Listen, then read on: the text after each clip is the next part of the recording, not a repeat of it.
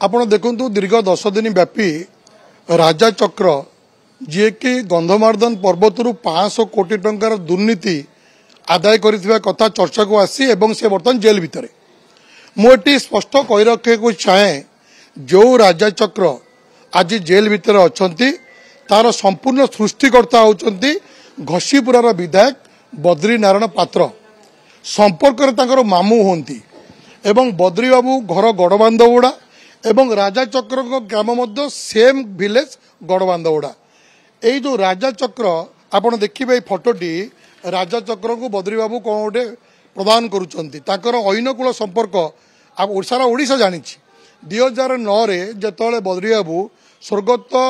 Pyarimohan Mahapatra Diyar-e urban minister Odisha रे हेले एवं बद्री बाबू निज पुत्र मान को जगई घसीपुरा अंचल बली पर्वत खଣି एवं राजा चक्र को दायित्व देते 2012 रे गंधमार्दन चोरी उपर जो अर्थ कलेक्शन हुए तार बड़ भागीदारी होचंती बद्री बाबू एवं सेतबेले तत्कालीन स्वर्गत प्यारीमोहन महापात्र एमान को जानतरे एत बड़ दुर्नीति सेठी होतुला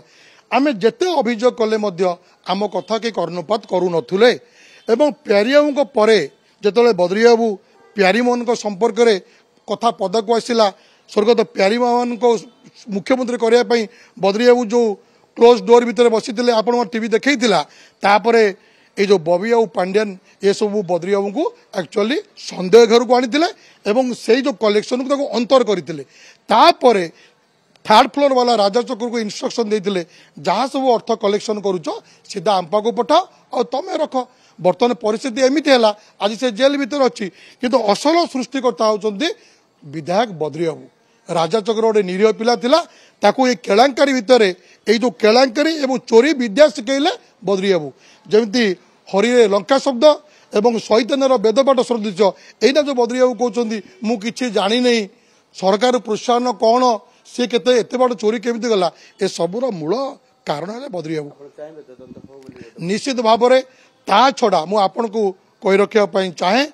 जे बद्री बाबू को पुओ देवाशीष पात्र बली पर्वत बोली गोटे खଣି अच्छी ओएमसी अंडर आपणकर से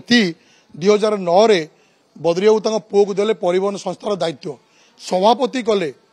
नियम अच्छी प्रत्येक 3 वर्षर सभापति परिवर्तन और निर्वाचन हम और जी जितला सभापति हम 9 ରୁ 11 वर्ष एकचाटिया भाव देवाशीष पात्र माँ टिप्पर संघर सभापति हेले